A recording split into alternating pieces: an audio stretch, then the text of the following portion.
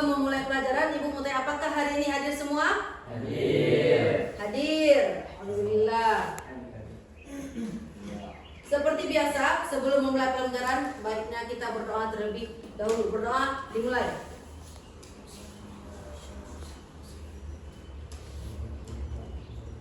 Berdoa, selesai.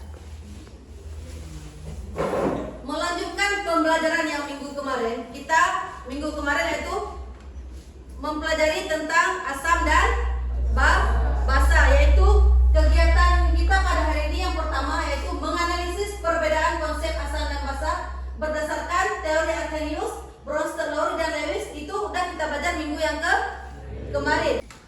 Nah, pada minggu ini secara spesifik kita akan mempelajari yaitu yang pertama, mengidentifikasi ciri-ciri dan sifat larutan asam dan basa. Yang kedua, membedakan larutan asam, basa dan netral berdasarkan indikator pH virtual.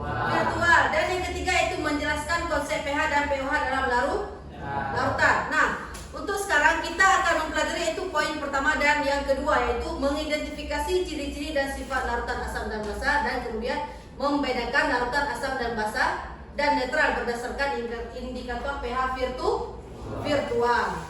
Nah, tadi aku jelaskan kita hari ini akan mempelajari tentang itu asam kuat dan basa kuat. Dah, coba lihat di proyektor depan. Perhatikan dulu ke depan. Yang pertama, asam kuat. Asam kuat adalah asam yang terionisasi sempurna atau hampir sempurna di dalam air. Ini berarti bahwa hampir setiap molekul asam melepaskan ion hidrogen atau H+ ke dalam larutan. Nah, lihat di bawahnya ada ciri-ciri asam kuat. Yang pertama, dia terionisasi secara sempurna. Kemudian konduktivitas listriknya tinggi atau dia dapat menghantarkan listrik. Kemudian pH dia rendah, biasanya di bawah rank 3. Kemudian reaksi cepat dan tuntas. Nah, di bawahnya dia ini contoh-contoh asam kuat. Yang pertama, asam klorida atau biasa disebut dengan HCl. Kemudian asam bromida. Nah, perhatikan dia kalau asam pasti diawali dengan huruf H karena dia asam itu adalah H+. Jadi untuk asam bromida itu HBr. Kemudian kalau asam iodida itu HI.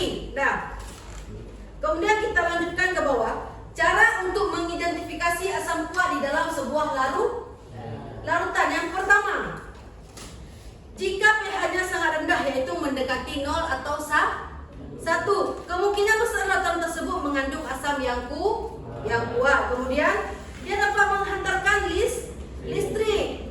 Nah, kemudian kita lanjutkan dengan asam lemah. Tadi asam yang kuat, sedangkan kita lanjutkan dengan asam lemah. Nah, asam lemah adalah asam yang hanya sebagian kecil terionisasi, kebalikan dari asam kuat. Ciri-ciri yang pertama di bawahnya, dia terionisasi sebagian, kemudian dia konduktivitas elektriknya rendah.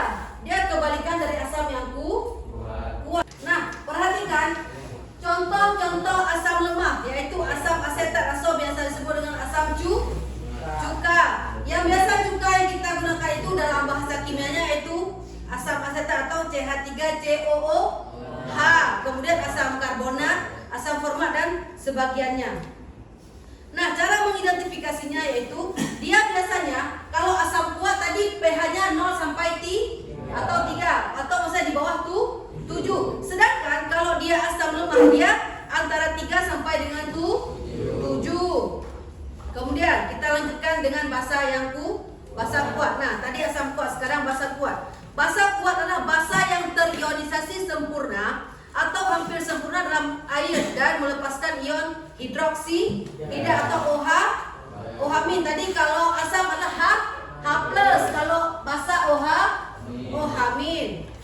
Nah, kemudian lihat ciri-ciri dari basa kuat, dia juga terionisasi sempurna. Nah, kemudian yang membedakan antara asam kuat dan basa kuat yaitu di pH-nya. Kalau asam dia pH-nya dari angka 0 sampai dengan 7. Kalau basa biasa dia di atas 11. Contohnya natrium hidroksida atau NaOH biasa disebut dengan soda api.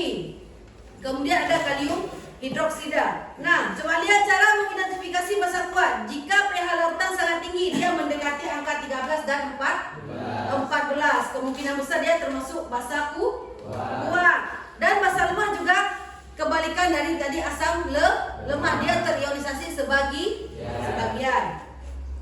Nah, perhatikan yang di bawah. Nah, kita menentukan pH larutan, kita tahu itu asam kuat atau basa kuat menggunakan kertas lakmus. Perhatikan yang di sebelah kiri itu kertas lakmus merah dan biru. Yang di sampingnya itu pH universal. pH universal. Nah, kita lihat sekarang perbedaan antara kertas lakmus dan pH universal. Yang pertama, kalau kertas lakmus itu dia terdiri dari cuma warna merah dan biru. Sedangkan kalau pH universal dia terdiri dari strip. Nah, maksudnya strip kayak gitu mana tadi? Nah, dia terdiri dari strip dan banyak indikatornya. Kemudian perubahan warna. Kalau kertas lakmus biru dan merah dia hanya terjadi satu perubahan warna. Kemudian kalau di pH universal dia berbagai warna, tergantung dengan sesuai dengan skala pH.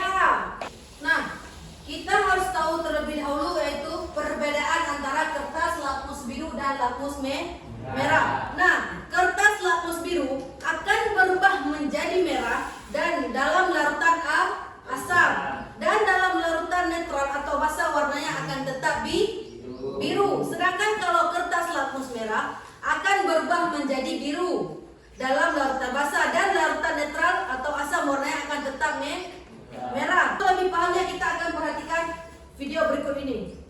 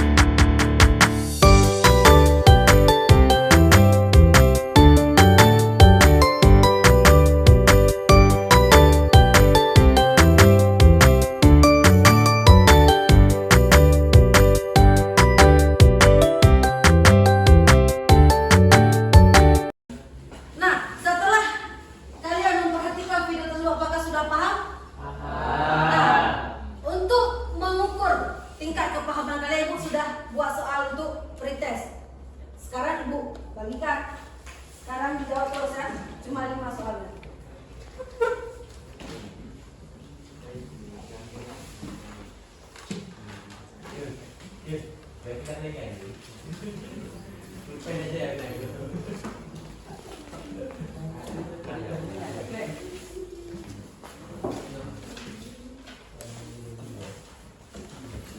Nah, diisikan terus.